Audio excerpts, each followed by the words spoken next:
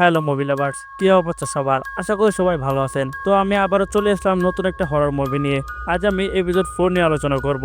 তো যারা আগের এপিসোডগুলো এখনো দেখেনি তারা অবশ্যই ডিসক্রিপশন থেকে দেখে আসবেন, কারণ ওখানে সবগুলো লিঙ্ক দেওয়া আছে। তাহলে আর চলুন দেরি না করে সরাসরি মুভিতে যাওয়া যাক। এখন পর্যন্ত আমরা দেখেছি 4জন বাচ্চা ভূতের ছবি তুলছিল।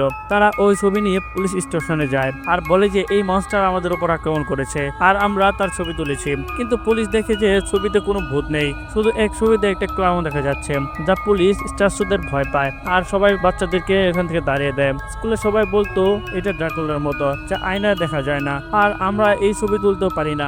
এটা চাইলে তো ওদের কবরস্থানে মেরে ফেলতে পারতো, কিন্তু কেন মারলো না? যারা ওদের সঙ্গে খেলছে। কিন্তু বড়দের কিভাবে এই কথা বোঝাবে? এখন লিলি ওই কেয়ারটেকারের কাছে যায়, যিনি বলে 30 বছর আগে অনেক বাচ্চা হারিয়ে গিয়েছিল, তখন অনেক গরিব ছিল মানুষ, তাই ভাবতো বাচ্চারা শহর ছেড়ে পালিয়ে গিয়েছে। কিন্তু লিলি যা বলেছে তা আরেক রকম। তো ওর সঙ্গে কিছুই হয়নি, কিন্তু লিলিকে তা খুঁজে বের করতে হবে। ওর বাবা বলতেন যদি তোমার ভালো বন্ধু থাকে তাহলে তুমি অনেক কিছু করতে পারো। এদিকে শার্লেট তো রোজের বাড়িতে প্রতিদিন আসে, কারণ ওর ফার্নিচার ডেলিভারি দিয়ে এসেছে। ওরা কফি খেতে খেতে অনেক কথা বললেন আর শার্লেট রোজকে জিজ্ঞাসা করে শহর থেকে এত শিশু কেন হারিয়ে যাচ্ছে। রোজ তাকে বলে ঢিরি একটা খুব ভালো জায়গা, কিন্তু মাঝে মাঝে এখানে দুর্ঘটনা হয়ে থাকে, তাই তুমি একটু সাবধানে থাকবে। আর ওর কাছে নিজের নাম্বারও দিয়ে দেয়। অন্যদিকে আমরা দেখি ডিক হ্যালোরেন আর তার সঙ্গীরা বসার জন্য একটা আলাদা জায়গা পেয়ে গেছিল, যার নাম ব্ল্যাক স্পট। আর ওখানে কি হতে চলেছে সেটা তো ফ্যানদের ভালোই জানা। যাই হোক, এই জায়গাটা এখন তাদের, আর কেউ তাদের বিরক্ত করতে আসবে না। তবে আগে তাদের এখানে সব পরিষ্কার করতে হবে। এদিকে ক্লাসের বাচ্চাদের বলা হচ্ছিল যে পারমাণবিক বোমা পড়লে কি হয় আর এমন সময় তাদের কি করা উচিত। এদিকে শার্লেট জানতে পারে যে ভিল রনি তার বাবাকে জেল থেকে মুক্ত করানোর জন্য সাহায্য করছে, আর এটাও জানে যে ইট তাদের উপর হামলা করেছিল। এটা শুনে শার্লেট তার বন্ধুদের বলল সে তাদের কাছে যাবে না, সরাসরি স্কুল থেকে বাড়ি চলে যাবে। সন্ধ্যায় শার্লেট হেনলেনকে বলে যে উইল একটা মেয়ে রনিকে পছন্দ করতে শুরু করেছে, আর হেনলেন ইশারায় জিজ্ঞেস করলো সেই মেয়েটা কি কালো, কারণ তখন কালো মেয়েদের আলাদা ধরা হতো, তাই কালো ছেলের জন্য সাদা মেয়ে পড়ানো খুব বড় ব্যাপার ছিল। আর আমাদের দুজনের মধ্যে কি এমন মিল আছে? পরে কারো বলতে কার কথা বলছো? যাই হোক, হেনলেনের পরের দিন ছুটি ছিল, তাই সে উইলের সঙ্গে মাছ ধরতে যায়, কারণ ও নিজের পরিবারকে সময় দিতে পারবে না। হেনলেন এখন চারা নিতে তার গাড়ির কাছে যায়, আর উইল নদীতে একা ছিল। তখন সে একটা মাছকে তার দিকে আসতে দেখে, আর ইট তাকে ধরে নিয়ে পানিতে চলে যায়। আসলে এই মাছটা মাছ ছিল না। ইট উইলের বাবার রূপ নিয়ে আসছিল, তার উইলকে বলল তুমিও কি জ্বলবে? তখন হেনলেন এখানে এসে উইলকে পানি থেকে বের করে আনে। উইল তাকে বলে দেয় যে এখানে ডেইরিতে খুব খারাপ কিছু হচ্ছে, আর তখনই তারা দুজনে একটা লাল বেলুন উঠতে দেখে। এদিকে শার্লেটও চিফ ওয়াবারের সাথে দেখা করতে পুলিশ স্টেশনে যায়, কারণ তারা এক নির্ধারক কালো মানুষকে ধরে ফেলেছে। চিফ বলে যে হাং মিথ্যা বলতে ধরা পড়েছে, আমরা তো কোনো শয়তান নয় যে রং দেখে কাউকে ভিতরে ঢুকিয়ে দেই। সে বলে তার হ্যাং এর সাথে কথা বলতে হবে, কিন্তু বাওয়ার্স তাকে স্পষ্টভাবে না করে দেয়, কারণ তার পরিবারের সদস্য নয়। শার্লেট তখন হ্যাং এর বাড়িতে চলে যায় তার মায়ের সঙ্গে দেখা করতে, এবং বলে যে সে একজন অ্যাক্টিভিস্ট ছিল এবং কালো মানুষদের সাহায্য করত। হ্যাং সাহায্য করে, বলে যে ওই রাতে সে বাড়িতে ছিল না, সে কোথায় ছিল সেটা শুধু সে নিজেই বলতে পারে। এদিকে দিক আর তার সঙ্গীরা ওই জায়গাটা পরিষ্কার করে দিয়েছিল। দিক যখন বাইরে আবর্জনা ফেলার জন্য যায়, তখন সে কিছু একটা মনে হতে থাকে, আর হঠাৎ তার দাদি আবার তার সামনে চলে আসে, যে তাকে নিজের খেয়াল রাখতে বলেছিলেন। আমরা গত এপিসোডে জেনেছিলাম যে ডিকের দাদির কাছে একটা শাইনিং পাওয়ার ছিল, তাই হতে পারে ডিক তাদের আত্মা দেখছে। ঠিক তখনই হেনলন এখানে এসে ডিককে জিজ্ঞাসা করে এই টাউনে আসলে কি চলছে? আজ আমার ছেলের উপর কেউ আক্রমণ করেছিল, তারা খননে কি খুঁজছে? ডিক বলে তার কিছুই জানা নেই, সে ও হেনলনের মতো শুধু অর্ডার মানে।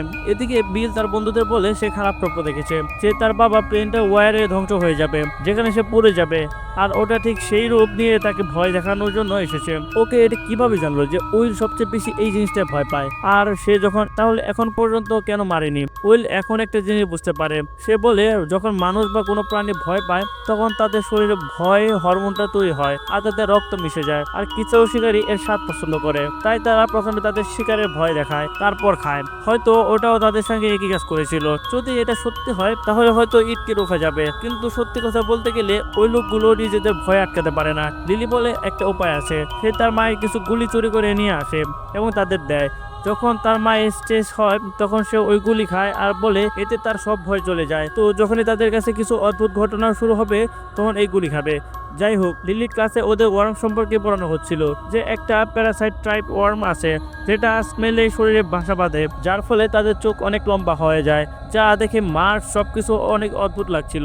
এদিকে শার্লেট হ্যাং এর সঙ্গে দেখা করতে আবার পুলিশ স্টেশনে যায়। সে হ্যাং এর সাহায্যে শাইন এই চিঠিটা নিয়ে এসেছিল। পুলিশ ওদের মানা করলেও শার্লেট হুমকি দেয় আর সরাসরি জন এফ কে কল করে, যিনি তখন আমেরিকার প্রেসিডেন্ট। সে সময় যে কেটিনি ব্ল্যাকদের সিভিল রাইটসের জন্য অনেক কিছু করেছিলেন। পুলিশ সেটা শুনে ভয় পায় এবং শার্লেটকে হ্যাং এর সাথে দেখা করতে পারমিশন দেয়। শার্লেট হ্যাংকে বলে যে সে তাকে জামিনে মুক্ত করতে পারবে, কিন্তু সত্য কথা বলতে হবে ওই রাতে সে কোথায় ছিল। হ্যাং বলে ওই রাতে সে একজন মহিলার সঙ্গে ছিল, একজন বিবাহিত মহিলার সঙ্গে। তার চেয়ে বড় কথা হলো সে একজন সাদা মহিলার সঙ্গে ছিল। মানুষ যখন জানতে পারবে যে সে একজন বিবাহিত মহিলার সঙ্গে সম্পর্ক রাখছিল, তখন এলাকার সবাই তাকে গাছে ঝুলিয়ে মারবে। তাছাড়া তার স্বামীও তাকে ছাড়বে না। এদিকে জেনারেল শো জানতে পারে যে রোজ তাকে যে পবিত্র জায়গার কথা বলেছিল সেখানে কিছুই পাওয়া যায়নি। সে জেনে শুনে সবাইকে বিভ্রান্তি করছে। ইটের সাইকেলও শীঘ্রই শেষ হয়ে আসছে আর সে এবার মাটির নিচে চলে যাবে। জেনারেল এখন নেটিভ আমেরিকানদের কাছে জিজ্ঞাসাবাদ করতে বলে। এদিকে মার্স লিলির সঙ্গে লাঞ্চ করতে বসে। মার্স লিলিকে বলে যে টিম নামে একটা ছেলে তাকে পছন্দ করে আর তাকে টিমের সাথে যে কথা বলা উচিত। আসলে মার্স থেকে মিথ্যা কথা বলেছিল, এটা ছিল পেটিকেসের একটা পরিকল্পনা। লিলি যখন টিমের কাছে কথা বলতে যাবে ও পুরো স্কুলের সামনে ওকে অপমান করবে, কিন্তু মার্সকে এটা বলে তার ভালো লাগছিল না। সে লিলিকে সব কথা বলতেই ছিল। তখন তার চোখ যেন কোনো স্মেলের মতো বাইরে বেরিয়ে আসে। সে দৌড়ে ল্যাবে যায় আর নিজের এক চোখ নষ্ট করে ফেলে। শেষে লিলি তার কাছে এসে পড়ে আর বাকি স্টুডেন্টরাও ভাবতে থাকে যে লিলি মার্সের চোখ নষ্ট করে ফেলেছে। এদিকে হেলন শার্লেটকে জিজ্ঞাসা করে, তুমি পুলিশ স্টেশনে কি করতে গিয়েছিলে? তুমি কি এখানে সমাজ সেবা শুরু করেছো? সে চায় না শার্লেটের কারণে তার চাকরি চলে যাক। রাতে ওয়েল ঘুমাতে যায়, কিন্তু ঘুম আসছিল না, তাই সে নিজের টেলিস্কোপে চোখ বোলাতে লাগলো। সেখানে সে একটা ক্লাউন দেখতে পেল। সেটা দেখে সে ভয়ে কাঁপতে লাগলো। হেলন লাঠি নিয়ে বাইরে এলো, কিন্তু সেখানে কেউ ছিল না। তবে সে একটা গাছে লাল বেলুন দেখতে পেল। পরের দিন সে জেনারেল শোয়ের কাছে সরাসরি জিজ্ঞাসা করলো এখানে আসলে কি হচ্ছে। শুরু থেকে একটা ঘরে নিয়ে গেল যেখানে তারা টেনিয়ালকে ধরে রেখেছিল। টেনিয়াল জানে গুপ্ত তথ্য কোথায় লুকিয়ে আছে, কিন্তু বলছে না। তাই ডিক এখন তার মনের ভিতরে ঢুকে সবকিছু জানবে। ডিক এখন তার মস্তিষ্কের ভিতরে প্রবেশ করলো যখন টেনিয়াল ছোট ছিল আর রোজ তাকে ঈদের কথা বলছিল। লাখ লাখ বছর আগে পৃথিবীতে একটা অ্যাস্টেরয়েড এসে পড়েছিল। সেটা পড়ার সঙ্গে সঙ্গেই টুকরো হয়ে গিয়েছিল আর এক ভিতরে একটা শয়তান মনস্টার ছিল যেটা মুক্ত হয়ে গিয়েছিল। অনেক বছর পরে নেটিভ আমেরিকান এই ক্রাশ হওয়ার জায়গাটা খুঁজে বের করেছিল। ওই অ্যাস্টেরয়েডটা ছিল ওই মনস্টার পিঞ্জরম আর তার পাথরগুলো এখনো তাকে বন্দি রাখার শক্তি রাখে। তাদের পূর্বপুরুষরা ওই অ্যাস্টেরয়েড থেকে একটা ড্রাগার বানিয়েছিল মনস্টার থেকে তাদের লোকজনকে রক্ষা করার জন্য। ওই মনস্টার হলো ইট, তার নাম দিয়েছিল গালো। শতাব্দী কেটে গেলে আর এই গল্পটা তারা পরবর্তী প্রজন্মকে শুনিয়ে যেত। ওরা জঙ্গলের সীমানার বাইরে বাস করত আর কখনো মানুষদের এলাকায় যেত না। কিন্তু একদিন ইউরোপীয়রাও এখানে রাজ করতে এসে পড়লো, ঠিক যেমন মোগল আর ব্রিটিশরা ভারতের উপর রাজত্ব করতে এসেছিল। ওরা সবাইকে সতর্ক করেছিল, কিন্তু কেউ শুনলো না আর জঙ্গলে শিকার করতে যেতে লাগলো। কিন্তু তারা নিজেরাই মানুষদের হাতে শিকার হয়ে গেল। ওদের খেয়ে তারা অনেক শক্তিশালী হয়ে উঠলো, এতটাই যে সে জঙ্গলে বাইরে থেকেও শিকার করতে পারত। তখন তাদের যোদ্ধারা তাদের বললেন ওই মনস্টারগুলো অনেক বেশি শক্তিশালী হয়ে গেছে আর শুধু একটা ড্রাগার তাদের সবাইকে রক্ষা করতে পারবে না, তাই তাদের ওই জায়গাটা ছেড়ে চলে যেতে হবে। কিন্তু সেক্সি ম্যানিককে নিয়ে যেতে চায়নি।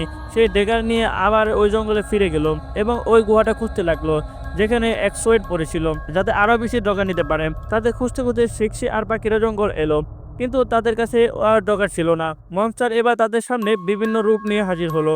মনস্টারের রূপ দেখে তারা অনেক বেশি ভয় কাঁপতে লাগলো। এক এক করে সবাইকে মেরে ফেলতে লাগলো মনস্টার। সে সেক্সিকেও খেয়ে ফেলতে যাচ্ছিল, কিন্তু ঠিক তখনই নিকানি এসে পড়ে, যাকে দেখে দানবটা দৌড়ে পালিয়ে যায়। কিন্তু তারপরে সেক্সি মারা গেল। নিকানি আবার ছুরি নিয়ে জঙ্গলে গেল এবং সেই গুহাটা খুঁজে পেল। তারা স্টোরেজ থেকে অনেকগুলো পাথর বের করে নিল। তারপর তারা ওই পাথরগুলো জঙ্গলের চারপাশে পুঁতে দিতে লাগলো। আর দানবটা কখনো জঙ্গলে বাইরে যেতে পারতো না। তাদের পূর্বপুরুষে শপথ করেছিল যে তারা এই পাথরগুলো সর্বদা রক্ষা করবে, যাতে দানবটা কখনো মুক্তি পেতে না পারে। যাই হোক, এই পুরো গল্পটা ডিকে জানা হয়ে গেল। সে টানেলকে জিজ্ঞাসা করলো, বলো তো এই পাথরগুলো কোথায়? টানেল থেকে একটা বাড়ি দেখে ইঙ্গিত করলো, এই বাড়িটাতে একটা কুয়া আছে আর তার টানেলে যাও আর তোমরা পাথর পেয়ে যাবে। এটা বলে আমাদের এপিসোড 4 এখানে শেষ হয়ে যায়।